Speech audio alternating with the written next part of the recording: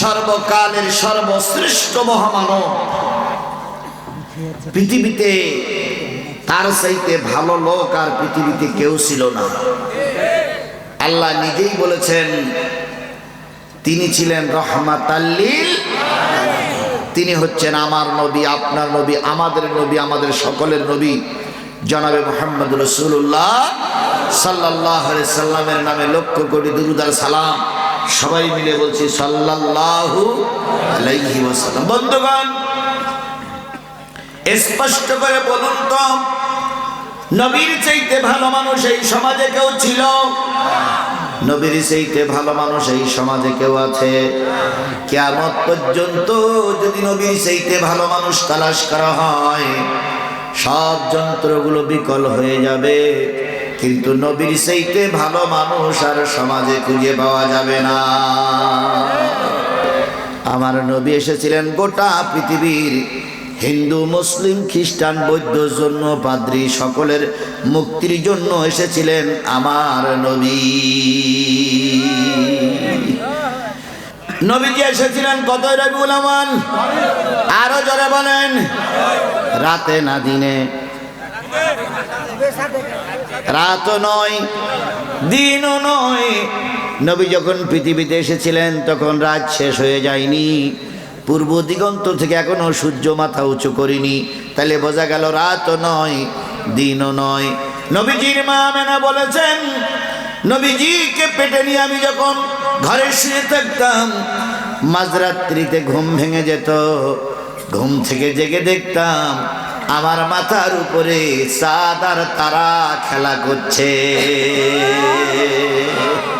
নবীজি ঘরে শুয়ে শুয়ে কি দেখতেন? চাঁদ আর তারা। তাহলে বোঝা গেল নবী যে ঘরের ভিতরে শুয়েছিলেন সেই ঘরে কি ছিল না? ছাদ ছিল না, ছাউনি ছিল না। ছাদ ছাড়া, ছাউনি ছাড়া একটা ঘরে আল্লাহ নবী আসলেন। তিনি হলেন বিশ্ব নবী জনাবে মুহাম্মদুর রাসূলুল্লাহ সাল্লাল্লাহু আলাইহি ওয়াসাল্লাম।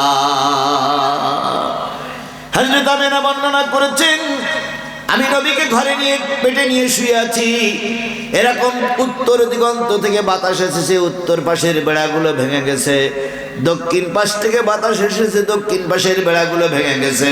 তাহলে বোঝা গেল নবী যে ঘরে জন্ম নিয়েছিলেন সেই ঘরের বেড়াগুলো কি ছিল না? মজবুত ছিল না। এমন একটা ঘরে 12ই রবিউল আউয়াল আল্লাহর নবীকে আল্লাহ পাঠালেন। যখন পাঠালেন তখন ঘরে লণ্ঠন জ্বালানোর মতন তেলও ছিল না। তাহলে বোঝা গেল ছাদ না থাকলে, বেড়া না থাকলে, তেল জ্বালানোর ব্যবস্থা যদি না থাকে, আল্লাহ পাক তার নবীকে ঠিক পৃথিবীতে পাঠাবেন, কারোর বাধা দেওয়ার ক্ষমতা নাই।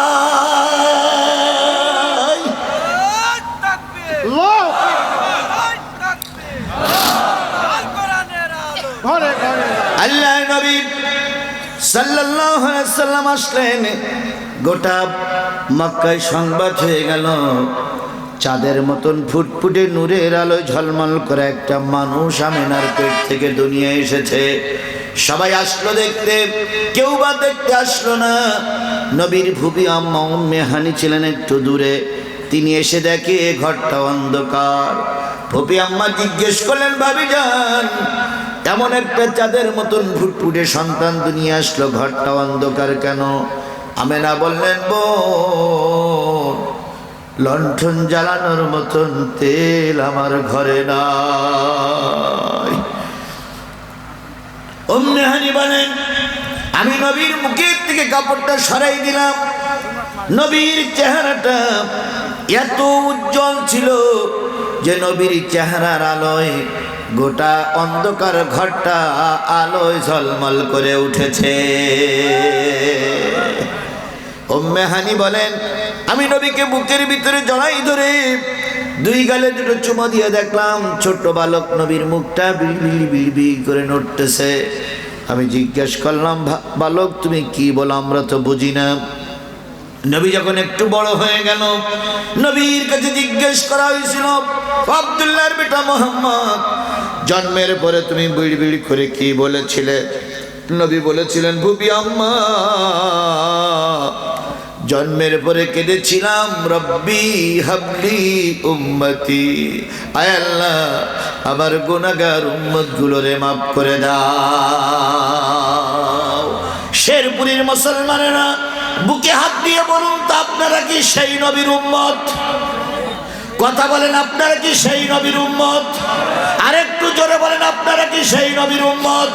তাহলে সেই নবীর উম্মত যদি হয়, ওই নবীর পরে নাজিল হইছে কি? সেই কোরআনের আলোচনা হচ্ছে। আপনি যদি নবীর উম্মত হন, অবশ্যই আপনি দোকানে বাজারে বাদাম খাইতে পারেন না। আপনি নবীর উম্মত হইলে কোরআনের মাহফিলে অবশ্যই আপনাকে আসা লাগবে।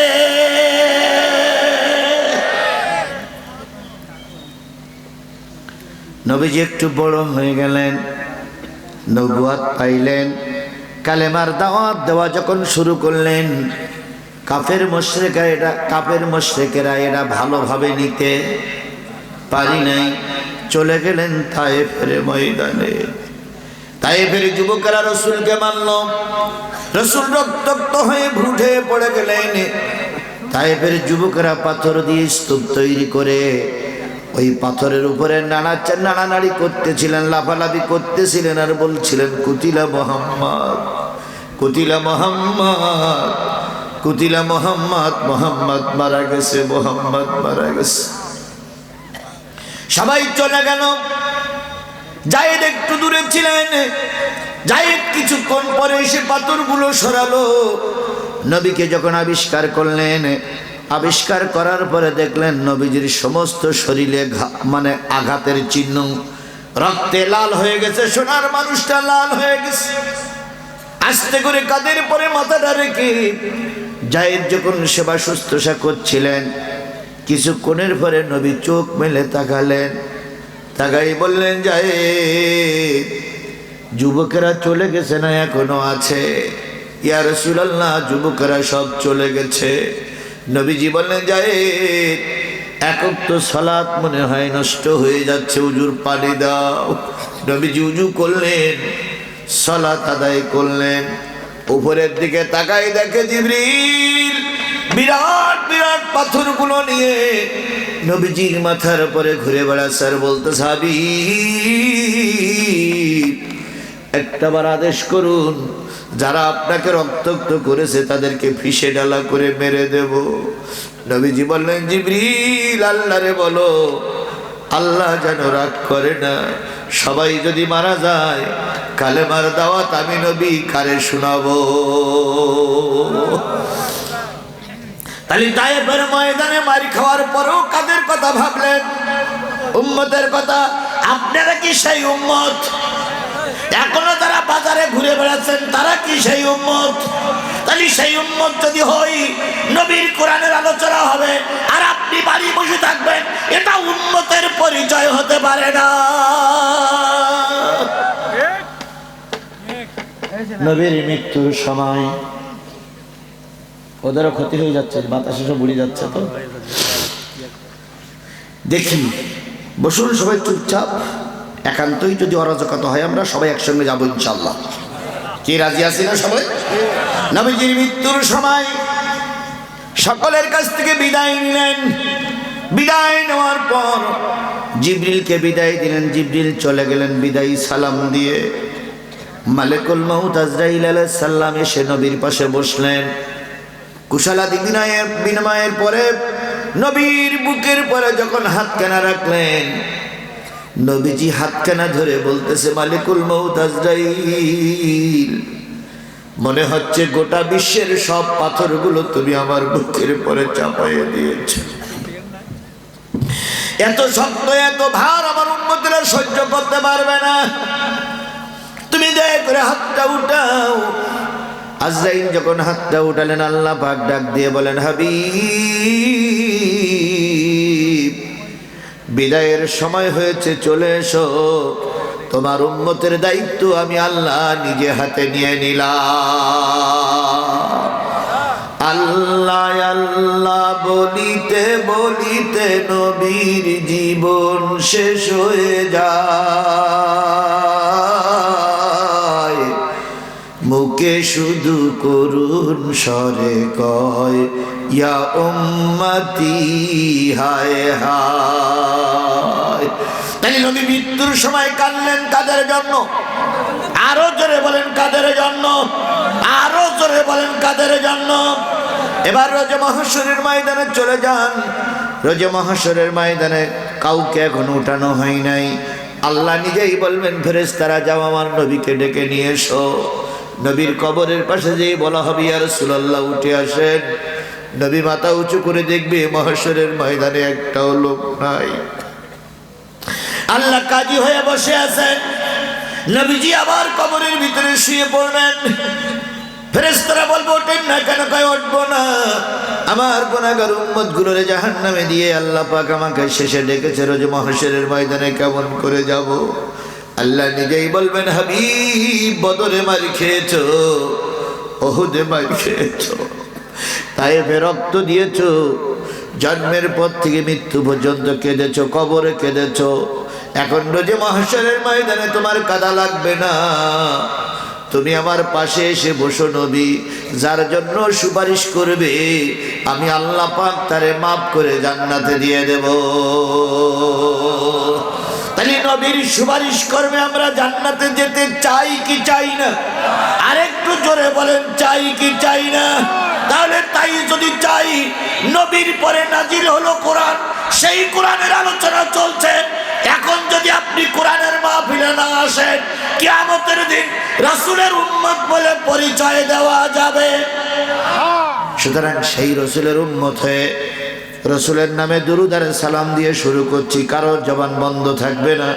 সকলে মিলে বলছি সাল্লাল্লাহু আলাইহি ওয়াসাল্লাম। বন্ধুগণ, আরেকটা মিনিট খেয়াল করি। বলুন তো এই পৃথিবীর সবচাইতে বড় মালিক কে? আল্লাহর উপরে আর কেউ আছে? আল্লাহর নিচে আর কেউ আছে? কিয়ামত পর্যন্ত আল্লাহর উপরে নিচে আল্লাহর সমকক্ষ কেউ হবে? কুল হু আল্লাহু আহাদ আল্লাহুস সামাদ লাম ইয়ালিদ ওয়া লাম ইউলাদ ওয়া লাম ইয়াকুল লাহু কুফুয়ান আহাদ। সুতরাং আল্লাহই শেষ, আল্লাহই প্রথম, আল্লাহই সব। তাহলে আল্লাহর উপরে আর কেউ? তাহলে আল্লাহ হলো ব্রহ্মাণ্ডের একাচ্ছত্র মালিক। এবার বলুন তো, পৃথিবীতে যত ভালো মানুষ আসুক, নবীর চাইতে ভালো মানুষ আর সমাজে কেউ আসবে? কেউ আসবে? তাহলে আল্লাহই সবার উপরে শ্রেষ্ঠ। মানুষের ভিতরে নবী সবারই চাইতে শ্রেষ্ঠ।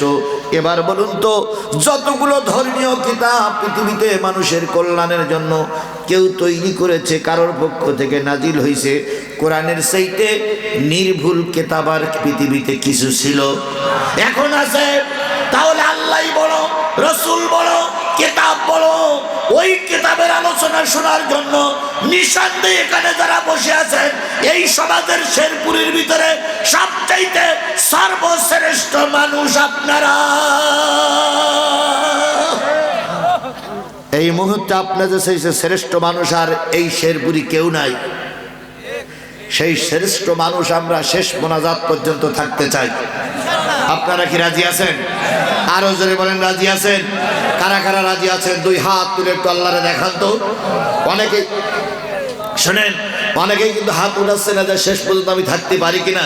ভাই আমি বেগতিক দেখতে আপনিও চলে যাব, আপনিও চলে যাব। তাহলে সবাই মিলে একটু হাত তুলে একটা মালিকের নামে তাকবীর দেন তো। লিল্লাহে তাকবীর। আরো জোরে লিল্লাহে তাকবীর। আল কোরআনের আলো, তোমার নেতা আমার নেতা, দুনিয়ার মুসলিম। লিল্লাহে তাকবীর।